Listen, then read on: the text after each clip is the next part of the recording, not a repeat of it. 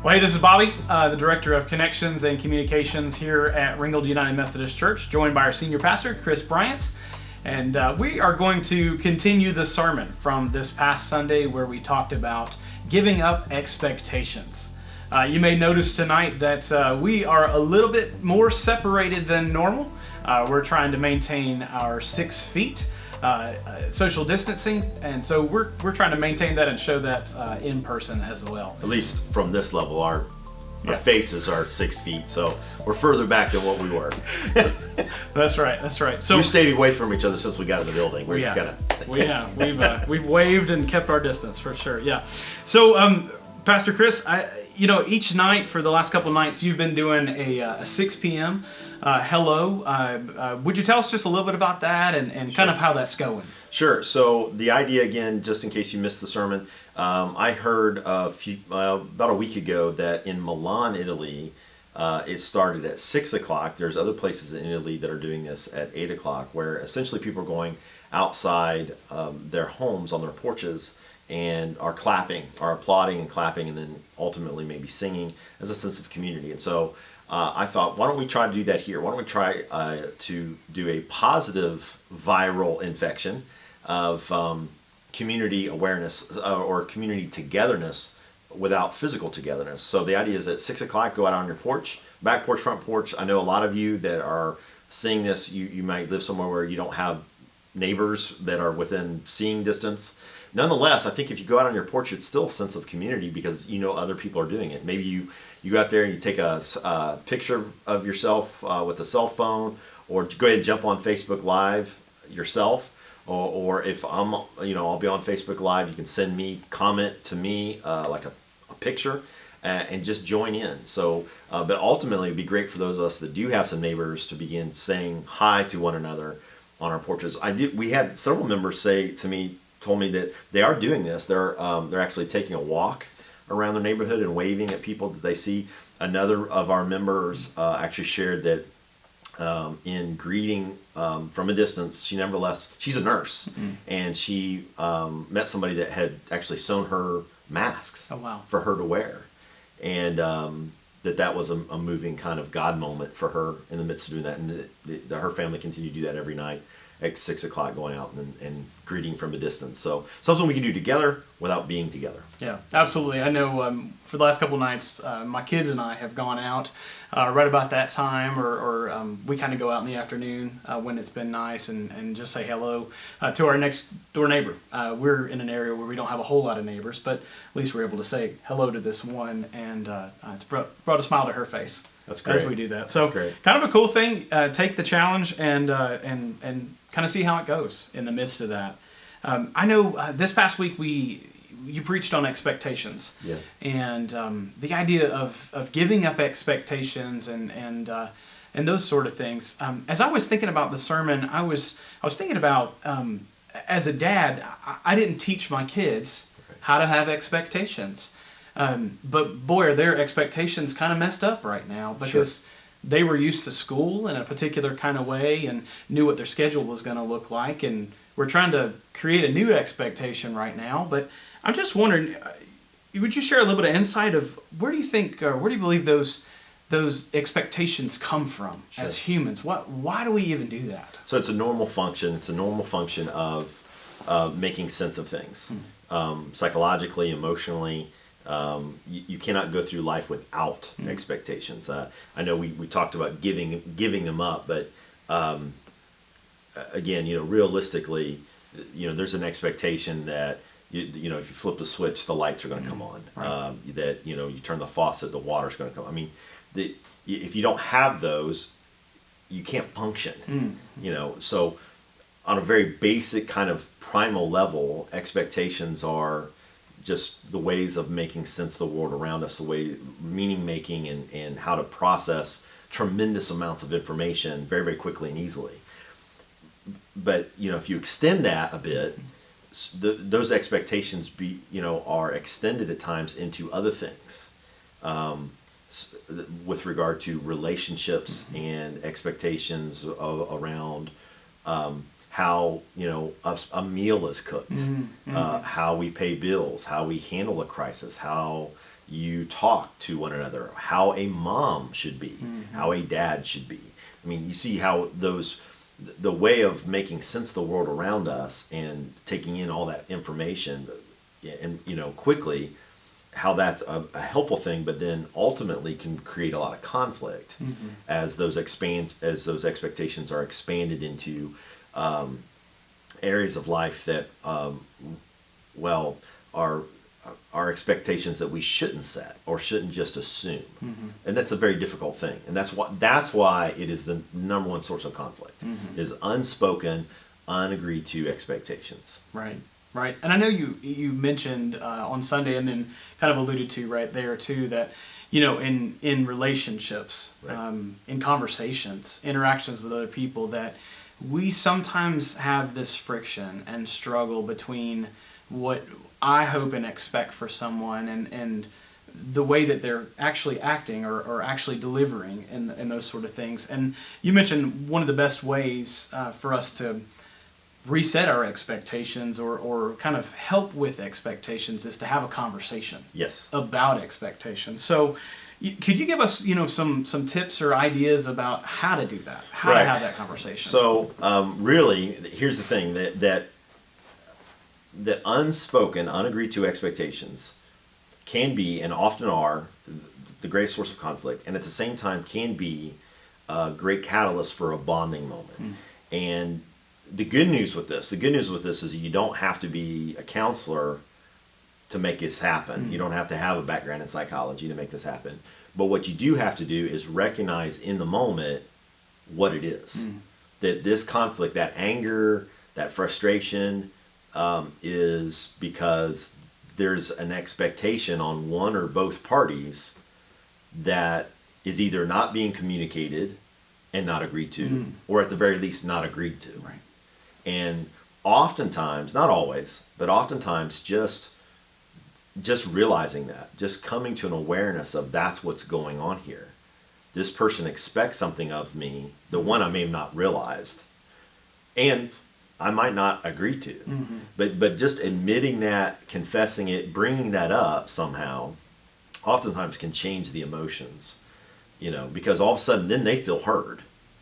And you can begin talking through it and either agree to it and say, well, okay, I understand what you're saying, and I think we can meet that this way or that way, or I'm agreeable to this. Or you can say, well, I understand where you're coming from, and I get based on your family of origin, based on your prior life experiences, this is what you would expect, but that's not going to happen with me because I don't agree to that.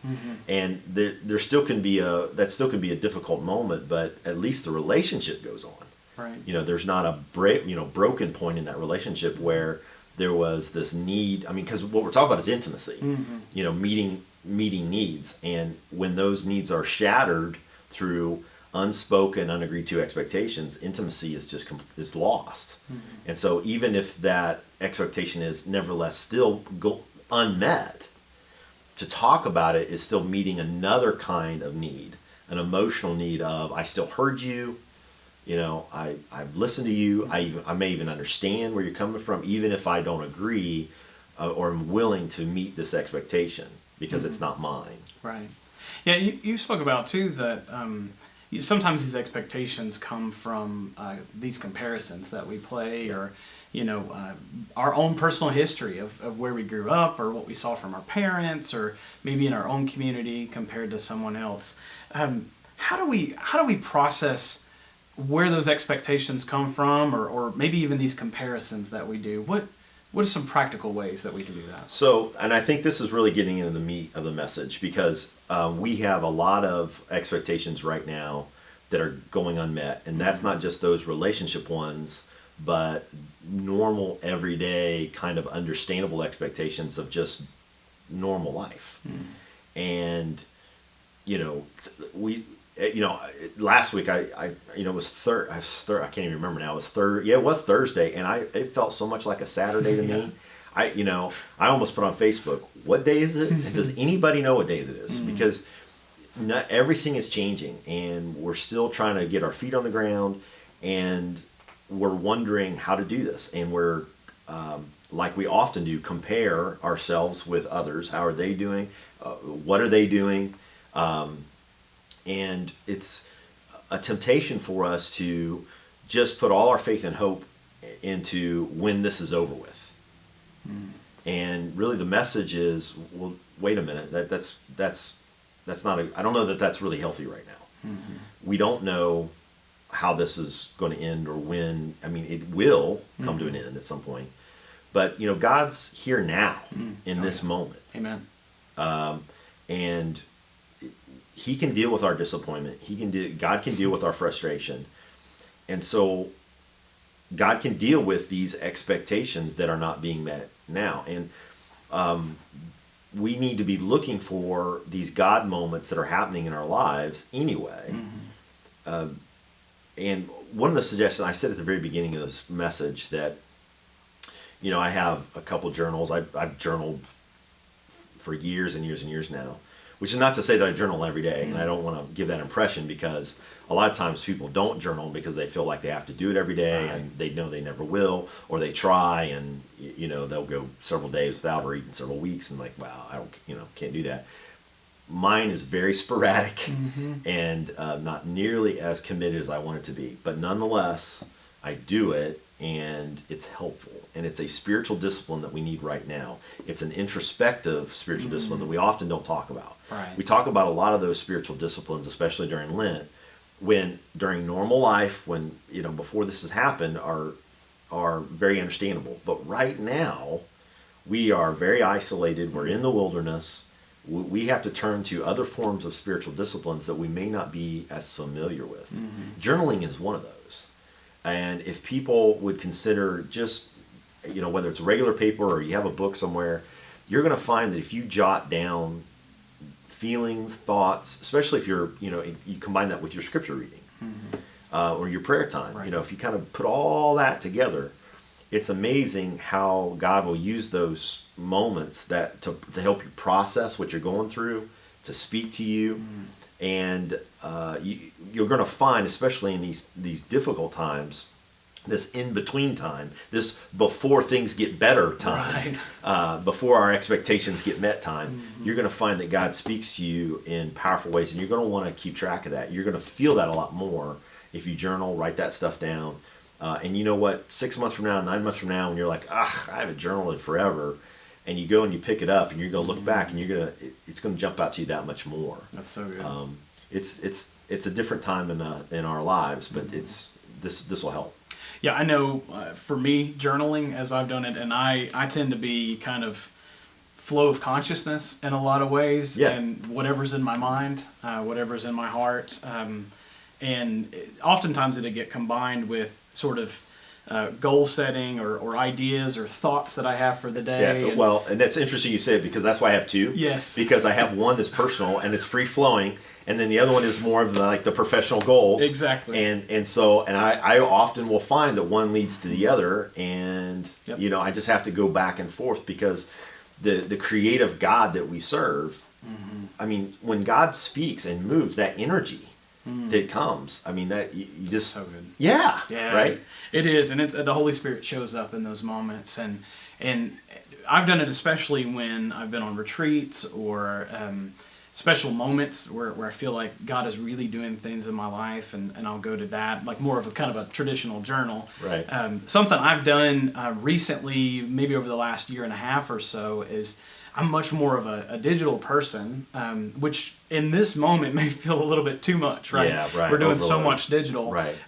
But I use Google Keep, and I literally will keep notes, tasks, if you will, of I have a note called God Moments, where when God shows up, I'll put a date, brief description of what's going on there, or ideas of how God's speaking to me, or goals that I have to my life, and what's really helpful, as you kind of mentioned too, is looking back at those, in a couple days or a couple weeks, kind of going back and going, wow, look at what God's done in the midst of this, and how far I've come, or wow, I really was kind of in an interesting place. Spirituality is, we mentioned this the last time me and you talked. Spirituality is by nature, I think it is, maybe I said it in the sermon, but is something that's more subtle, Mm-hmm. I mean, by default, Mm. you know, things of the Spirit are of the Spirit. Right. And so that's partially why we journal, because we don't have a sense of how much God is working and moving in our lives, because it is spiritual. It's spiritual. There's a subtleness to it that only when you go back and you look, it's like, wow, you know, because it's spiritual. You know, it's hard to explain, Right. but you know, anybody that's done it knows what I'm talking about, and I definitely want to invite folks to consider it, along with going out on their porch at 6 o'clock, have these conversations. You know, Bobby, it's a real temptation right now for us, because so much is online, Right. and that's just the way it's going to be, to do even more than what we need to. We have people. A lot of us have people that are living with us. We should talk to them. we should put away the technology Yes. for meals. We maybe could put away technology for 6 o'clock at night and go out and sit on our porch for a few minutes or 30 minutes or an hour. You know, it's interesting, and we're going a little long, but one of the things I love about mission trips is oftentimes you have time to, on a mission trip, sit in a group. Oh yeah. And, you know, and just, you know, in rocking chairs or whatever, and talk or just be. Yeah. And we have an opportunity to do that right now at 6 o'clock or whenever you choose to do it. But, you know, dinner table, make them spiritual moments. Yeah. No, I think so, and that's where God breaks into. Yeah. You know, where the spiritual and the physical just collide. Right. Right, and those are those God moments where we try to, I don't know, sometimes we overcomplicate it, and it's so much simpler than we want it to be, or we're trying too hard. Right. And just letting it happen and really kind of bookending and creating space. Right. Sort of like, okay, here's a moment, I'm going to stretch it, and I'm going to be here. 100%, turn off the phone. In fact, put it in the other room, close the door, you know, and just be right with those people that are around you even. And that could be uncomfortable. And part of what I said last week and have mentioned, embrace the spirituality and embrace your lack of it. Right. Embrace your lack of it. It's okay. It's going to feel weird and awkward at times. Anytime you grow in your spirituality, you know, nobody's a super spiritual champion when they start. I mean, I'm not now. You know, it's going to feel weird at times when you're trying to do something spiritual or add more spirituality to it, and it just is like, I don't know, did we do that right? I don't know. Keep at it. Right. Keep at it. Right. And sort of, this is kind of a joke I say with my girls sometimes is, we're weird and we can be weird together. Amen. You know, be awkward together. Right. And really what I'm doing is kind of making light of that and going, look, be yourself, be normal, or be you. That's what I mean by be normal. Don't try to be anything else. Don't try to be anyone else. And that, to me, that's a lot about expectations too, and kind of be in this time and soak it up. Yeah, it is. It is a lot about expectations, because to live in that awkwardness, you have to let go of expectations. You have to live in the awkwardness of just being with someone else. You have to let go of what you expect will happen in that conversation or in that time. Or, you know, I was talking with Kara last night. It was her birthday. Her boys watched a movie that she wanted to watch with her. And I know what that movie means to her. And so when she said, hey, they're going to watch this movie with me, I was like, oh, that's so great, right? And then in the back of my mind, I'm texting her. I said, oh, that's so great. But then I'm thinking, I hope that's a good experience. Right. You know, because it means a lot to her. So, but it ended up being. But that's an example of how, you know, we can over spiritualize or you know, let it be what it is.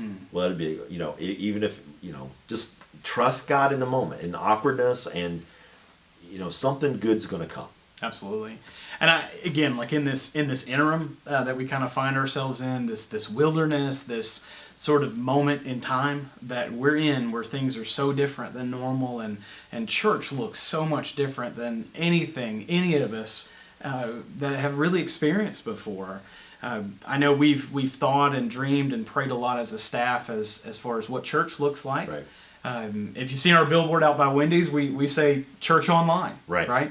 And that's what it looks like for us right now. So last week we ended with sort of thoughts of what church could look like for us. But where are we? What is church going to look like? Maybe Sure. over the next week or so. Sure. So number one, that church online is really important. So we want to make sure that folks are aware of our new button or page on the website. If you just go to ringgoldumc.org, you'll see the banner there, the church online. You click in, it gives all of our resources, including our most recent worship experiences, including not just the sermon, but the praise and worship. Of course, you can fast forward any of that. If you only want to do praise and worship, don't want to listen to me, I understand. Do that. Fast forward through the sermon. But in seriousness, we've got resources there. We've got the last continuing the sermon video uploaded. We've got our children's ministry Wednesday Bible studies there. There's a prayer for a pandemic that you can read. It's a really, really good prayer. And there's going to be other resources. So that's where to go. We have one place for folks to go, and we want you to pass the word, because there are a lot of people that they are church-going folks, and their churches don't have these kind of resources. And so we need to help them. And so make sure folks are aware of that. And then there's a lot of people that this is an opportunity for them to try church at a safe distance. And so, I think God can use this in a different way. It's a very, very difficult time. But nonetheless, God can redeem it in all sorts of good. The other thing is, so we're gonna continue to do worship online. We're looking at other kinds of creative ways of dealing with this going forward. We're looking at ways for people to serve. We're going to be calling folks. We've got a group of 9 folks from our church that are calling our congregation members and checking on them. We want to know what the needs are. We want you to be in ministry, calling and checking on others. We're going to try to respond to those as best as we can. And they are starting to come in. We've got the blood drive that is packed. We're full. So we're going to get on the phone with the blood drive and say, come back. Let's schedule another one. That's one way that people can serve. And there are others. We do have some members right now that are taking on their own initiative that are getting groceries or food or whatever for people they do know of. Thank you for doing that. Keep that up. Absolutely. And as we become more and more aware of the needs and we get organized, we'll let you know. Yeah. We've got a great opportunity in this time to keep being the church in all kinds of unique and creative kinds of ways. And as I was thinking and talking to somebody about today, I don't have all the creativity that I need. I don't have all the ability that I need in this time. But thank God we serve a God who is the most creative possible, right? He created everything around us and made this world good and very good. Very good. And thank God we're connected to God, and God can continue to mobilize and inspire and sustain and strengthen all of us in the midst of this. And I'm not trying to over-spiritualize. I'm saying that in a really real, raw kind of way. Sure. That when I feel the most desperate, God is right there.